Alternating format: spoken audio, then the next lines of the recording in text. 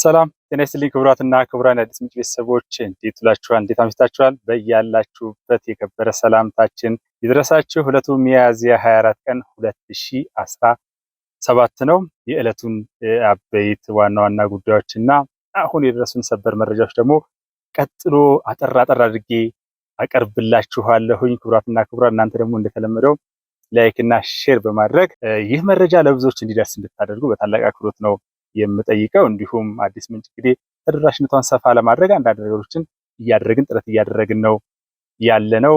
እስካሁን አብራችሁን የነበራችሁን በጣም ከልብ ነው የምናመሰግነው። አብሮነታችን እንዲቀጥልም በዚህ አጋጣሚ እንጠይቃለን። አብረን ነው።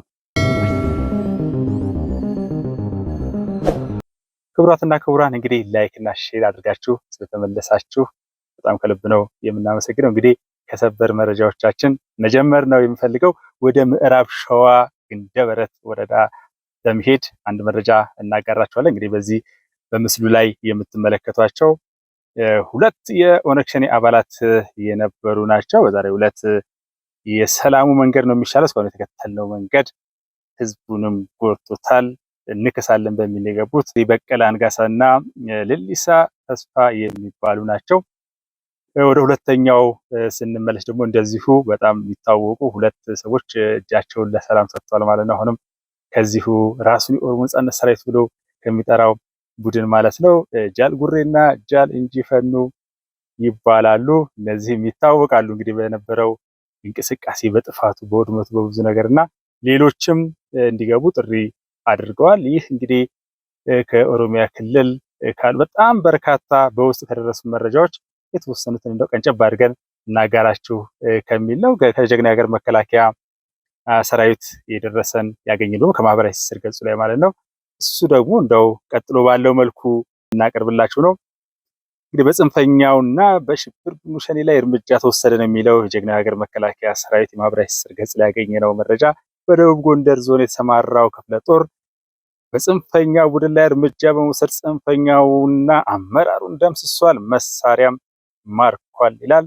በደቡብ ጎንደር ዞን ሊቦ ከመከም ወረዳ ውሻ ጥርስ ቀበሌና ጣራ ገዳም አካባቢ የጽንፈኛ ቡድኑ አባላት ላይ እርምጃ የተወሰደባቸው ሲሆን በዚህም የጽንፈኛ ቡድኑ ሻለቃ አዛዥ በየነ ምህረቱን ጨምሮ የጠላት ከፍተኛ አመራሮች መደምሰሳቸውን የክፍለ ጦሩ አዛዥ ኮሎኔል ሬድዋን ሬባቶ መናገራቸውን ነው መረጃ የሚያመለክተው። የክፍለ ጦሩ አዛዥ እንደተናገሩት ሰራዊቱ ቀጠናውን ቀድሞ በማጥናትና ጠላትን ከበባ ውስጥ በማስገባት አብዛኛው ኃይሉ የተደመሰሰ ሲሆን መሳሪያና ተተኳሽ በቁጥጥር ስር መዋል ተችሏል ብለዋል። እንግዲህ ይህንን ዘገባ በጀግና ሀገር መከላከያ ሰራዊት ማህበራዊ ትስስር ገጽ ላይ ያቀረበው ልዑል መኮንን ነው።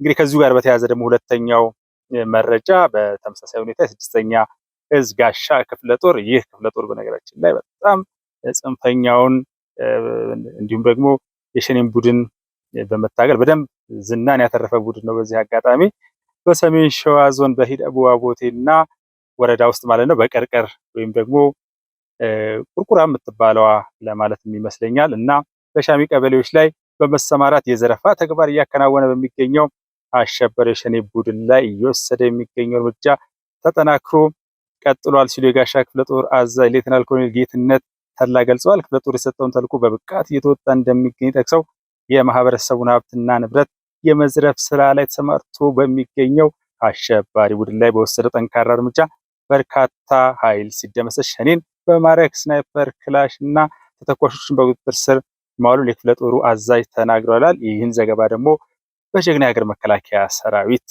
የማህበራዊ ትስስር ገጽ ላይ ያሰፈረው ውበቴ አማረ የተባለው ዘጋቢ ነው ማለት ነው። ክቡራትና ክቡራን እንግዲህ ሰበር መረጃዎቻችን ይህንን ይመስላሉ። ወደ አበይት መረጃችን ስንሄድ በቀጣዩ ለምናቀርበው አንድ ጉዳይ መንደርደሪያ ይሆነናል። እንግዲህ በሁሉም አካባቢዎች ጀግና ሀገር መከላከያ ሰራዊትን እየተቀላቀሉ ያሉ ወጣቶች አሉ።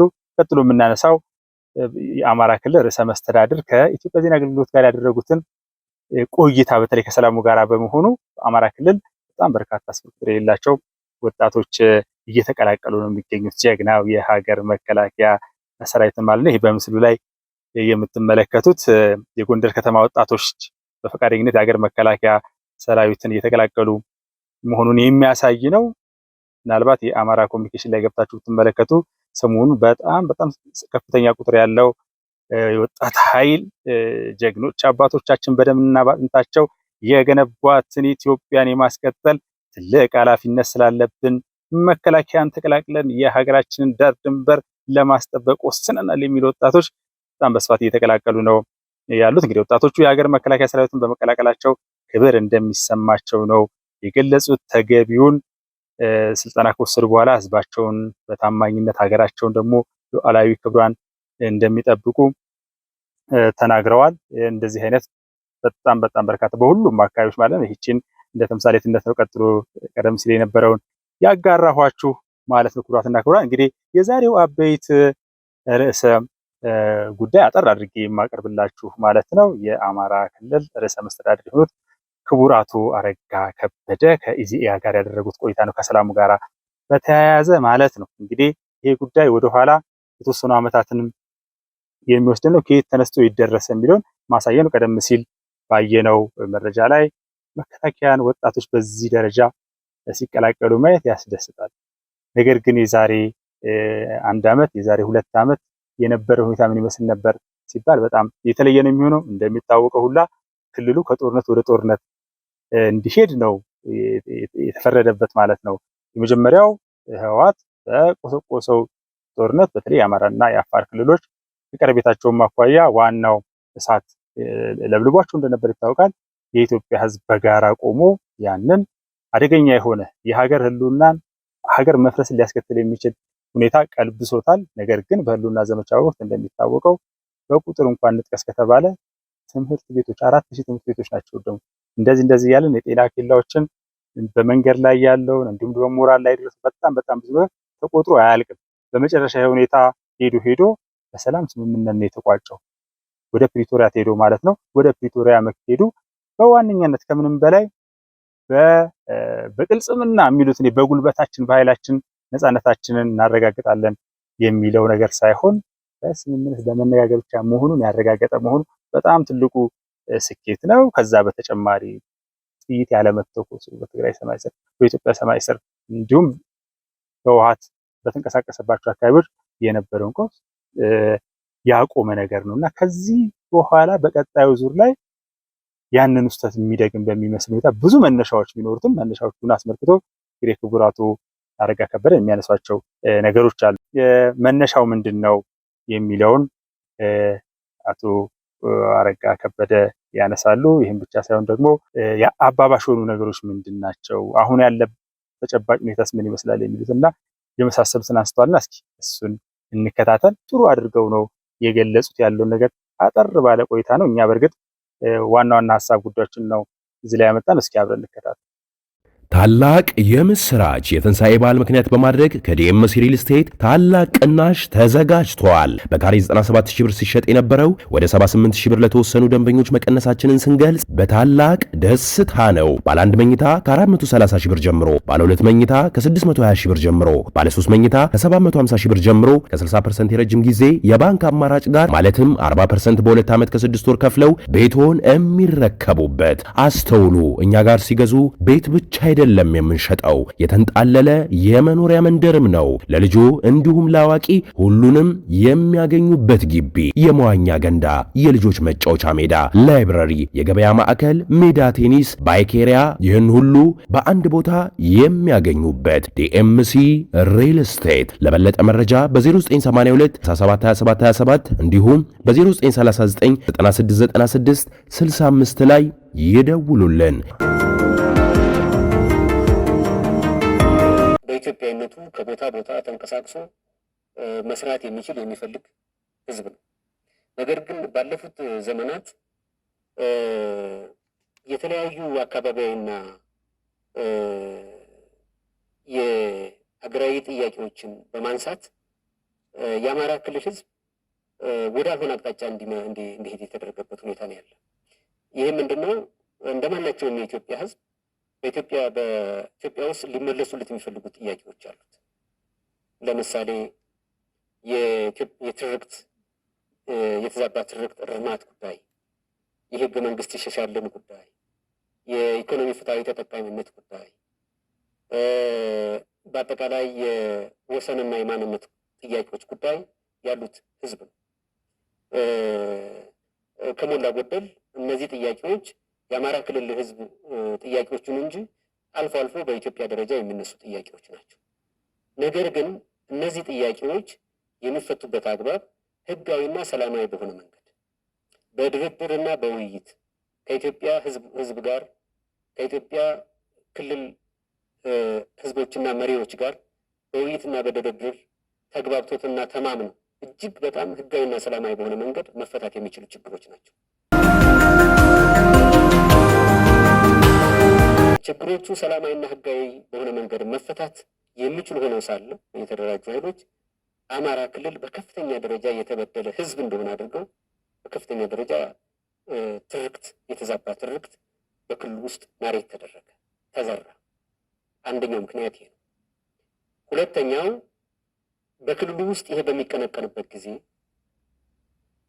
ችግሩ የአማራ ክልል ህዝብ ችግሮች፣ የአሁን ችግሮች፣ የወቅት ችግሮች፣ በሆነ ጊዜ የሚፈቱ ችግሮች ሰላማዊና ህጋዊ በሆነ መንገድ የሚፈቱ መሆናቸውን የሚያስረዳ አመራር፣ የሚያስገነዝብ አመራር፣ ከዚህ ሲያልፍ ደግሞ ትግል የሚያደርግ አመራር፣ ህጋዊ ትግል የሚያደርግ አመራር በበቂ ሁኔታ ባለመኖሩ ችግሮችን በህዝባዊነትና በለዘብተኝነት የሚመለከት አመራር በመኖሩ እነዚህ ችግሮች በከፍተኛ ደረጃ እያቆጠቆጡ እያጎነቆሉ እንዲሄዱ ተደረጉ ማለት ነው።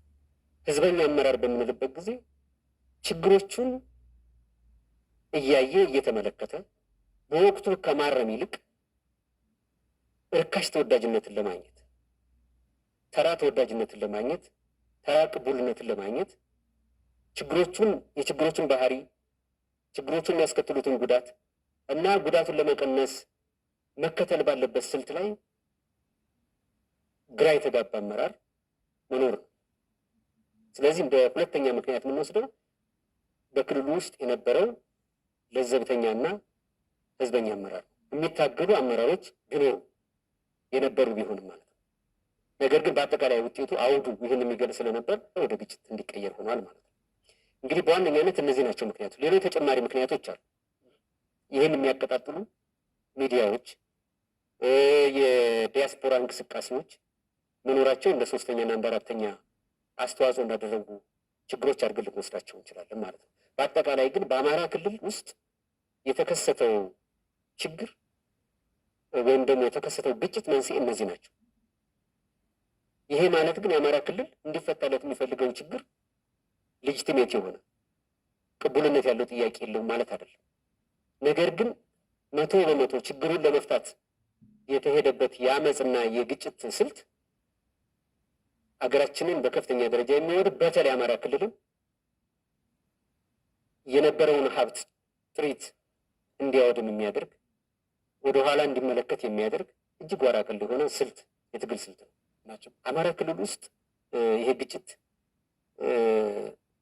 ከሐምሌ 28 2015 ዓ.ም በክልሉ ሲከሰት እና ከዛ ጀምሮ በቆየባቸው ጊዜያት ቢያንስ 3 ጉዳቶችን አስከትሏል። ቢያንስ በድምር ውጤቱ መዘዙን በቀጥታም ሆነ በተዘዋዋሪ መንገድ የሚያስከትለውን መዘዝና ጉዳት ራሱን የቻለ ጥናት ይጠይቃል። በጣም ዘርፈ ብዙ ስለሆነ ነው። ነገር ግን እስካሁን ድረስ ባለው ሁኔታ አሁናዊ ቅጽበታዊ በሆነ መንገድ ወይም ደግሞ ኢሚዲየት የሆነ አደጋ ወይም ደግሞ ያስከትለው ጉዳት በመጀመሪያ ደረጃ ሰብአዊ ጉዳት ነው። በክልሉ ውስጥ ዜጎች የህይወት መስዋዕትነት ህይወታቸው እንዲጠፋ አድርጓል። ይሄ በተለያዩ አካባቢዎች ማለት ነው። በሰላም ሲኖሩ የነበሩ ዜጎች፣ ወጣቶች፣ እናቶች፣ ጎልማሶች፣ አዛውንቶች፣ ካህናት፣ በጠቅላላ የሃይማኖት አባቶች ጉዳት እንዲደርስባቸው ሆኗል ማለት ነው። የህይወት ጉዳት፣ የአካል ጉዳት በከፍተኛ ደረጃ ቀላል በማይባል ደረጃ እንዲደርስባቸው ሆኗል። መፈናቀልና እንደዚሁም ደግሞ የተለያዩ የስነ ልቦና ችግሮች እንዲደርሱ ሆኗል ማለት ነው። በሰው ላይ እየደረሰው ጉዳት አንደኛው። ሁለተኛው ቁሳዊ ጉዳት ነው ወይም ኢኮኖሚያዊ ጉዳት ብለን የምንገልጸው ነው። ይሄኛው በተለይ በክልሉ ውስጥ የግለሰብ የማህበረሰብና የመንግስት የሆኑ ተቋማት ሀብት እንዲወድም ተደርጓል። ከዛ በተጨማሪ ደግሞ የግለሰብ አስገድዶ በማገት በመግደል ከባንክ እስከ ኪስ እስካለ ገንዘብ ዘረፋ አካሂዷል። በሚሊዮኖች የሚቆጠር ገንዘብ እያገተ ገንዘብ ይቀበላል። ይሄ ቀላል በማይባል ደረጃ የግለሰብ ሀብትን የግለሰብ ጥሪትን በሚያመናምን መልኩ ከፍተኛ የሆነ የቁሳዊ ውድመት አስከትሏል ማለት ነው። የማህበረሰብ በምንልበት ጊዜ ለምሳሌ በአማራ ክልል የተለያዩ ሀብት የሚያከማችባቸው አማራጮች አሉ። ለምሳሌ የዕቁብ ገንዘብ ሊሆን ይችላል፣ የህብረት ስራ ማህበራት ሊሆን ይችላል፣ ወይም ደግሞ የደን ልማት ሊሆን ይችላል።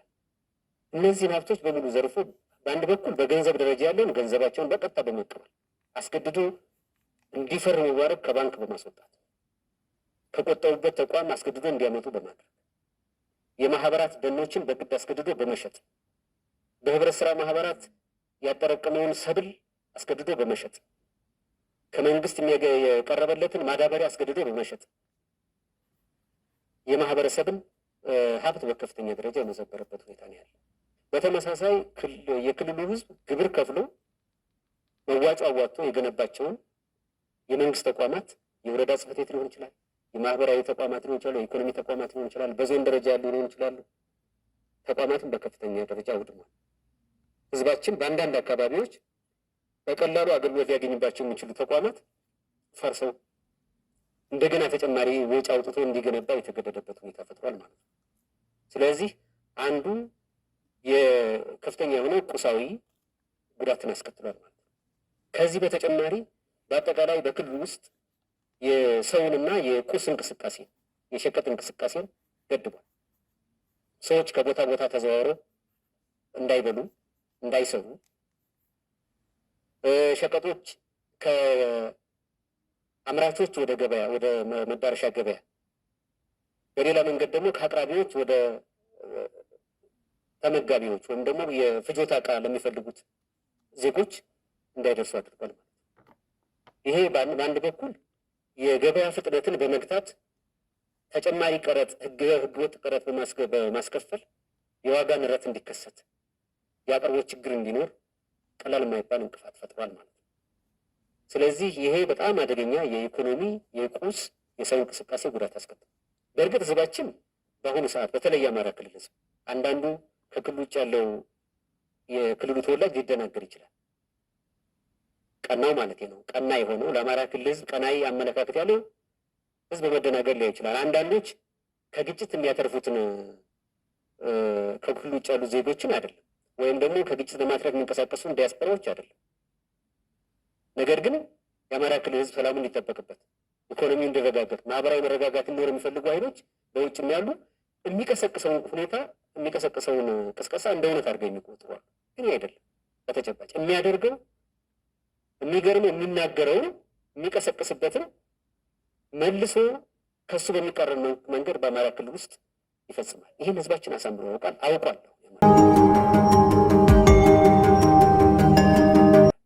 የአማራ ክልል የጸጥታ ሁኔታ በተለይ ከ2015 ነሐሴ፣ መስከረም፣ ጥቅምት ወር ጋር ስናነጻጽረው በጣም አይነት አይለውጥ ነው ያለው።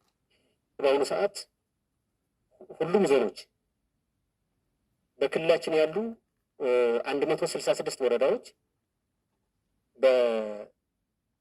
በሰላም ኃይሉ በክልላችን መንግስት ቁጥጥር ውስጥ ናቸው ያሉት። ክልሉ የሚያስተዳድራቸው ዞኖች እና ወረዳዎች ናቸው። ማስተዳደር ብቻ ሳይሆን ልዩ ልዩ የልማት ስራዎች የሚያከናውንባቸው የግብርና ልማት ስራዎች፣ የኢንቨስትመንት ስራዎች፣ የማዕድን ልማት ስራዎች እና ሌሎች አገልግሎት ዘርፎችን የሚያከናውንባቸው ተቋማትና የአስተዳደር ክልሎች ናቸው ማለት ነው። በቀበሌ ደረጃም ብንወስድ በጣም ብዙዎቹ ቀበሌዎች ከሞላ ጎደል ከ70% በላይ ከ72% በላይ የሚሆኑት ቀበሌዎች በአማራ ክልል የጸጥታ ኃይልና በፌዴራል የጸጥታ ኃይል ቁጥጥር ውስጥ ናቸው። በእነዚህ ቀበሌዎችም መደበኛ የመንግስት የልማትና የመልካም አስተዳደር ስራዎች የሚከናወኑባቸው ናቸው ማለት ነው። ስለዚህ የአማራ ክልል የጸጥታ ሁኔታ በአጠቃላይ ከቀደምት ዓመታት አኳያ ሲታይ በሰላም በማረጋገጥ ረገድም በሰላሙን ተጠቅሞ የልማት ስራዎችን በማከናወን ረገድም አይነታዊ የሚባል ይሄ ምንድን ነው ተጨማሪ ለውጥ ሳይሆን አይነታዊ ለውጥ የሚባል አፈጻጸም ያለበት ነው ማለት ነው። በመጀመሪያ ደረጃ በእነዚህ አካባቢዎች ዘላቂ ሰላም፣ አስተማማኝ ሰላም ማስፈን ያስፈልጋል። ሁለተኛ አሁንም ነፃ ያልወጡ አካባቢዎች፣ ቀበሌዎች ስላሉ እነሱን ነፃ የማውጣት ስራ መስራት ይጠበቅብናል ማለት ነው። ለዚህ በዋነኛነት ሁለት ዋና ዋና ስራዎችን እየሰራ እንገኛለን። በመጀመሪያ ደረጃ በተለይም ደግሞ ችግሮችን በግጭትና በጦርነት በብረት ለመፍታት ያለውን አማራጭ በመተው በሰላማዊ መንገድ ከመንግስት ጋር እንዲወያይ እንዲደራደር የሚያደርግ ሁኔታን ለመፍጠር ቅድሚያ ሰጥተን እየሰራ ነው ያለ። ይሄ በነገራችን ላይ አንደኛ ሁለተኛ የሚባል ነገር አይደለም። በጣም ከሁለተኛውና ከሶስተኛው አማራጭ በእጅጉ የቅድሚያ የምንሰጠው የሰላም አማራጭ። ለምን? ይሄ ችግር ቅድም እንደገለጽኩልህ በሰላም መፈታት ያለበት ችግር መጀመሪያውንም ቢሆን ማለት ነው። ሁለተኛ ወደፊትም ቢሆን በውይይትና በድርድር መፈታቱ አይቀርም። ምክንያቱም በግጭት ተጀምሮ በግጭት የሚያልቅ ችግር የለም። እስካሁን በልምዳችን የዓለም አቀፍም የሀገርም በሀገራችን የተከሰቱ ግጭቶችም ይህኑ ነው የሚያሳይ። የቅርቡን እንኳን የሰሜኑን ጦርነት ወስደን ስንመለከት መጨረሻው ሰላማዊ ውይይትና ድርድር በመሆን ነው ለመቋጨት ጥረት የተደረገው ማለት ነው። አሁንም ወደፊት የምናደርገውን ከውድመት በኋላ ከኪሳራ በኋላ የምናደርገውን ነገር ከዚህ ቀደም ማድረግ የነበረብን ቢሆንም ሁለተኛው ትክክለኛ ጊዜ ዛሬ በመሆኑ ይህን ማድረግ ይኖርብናል ማለት ነው።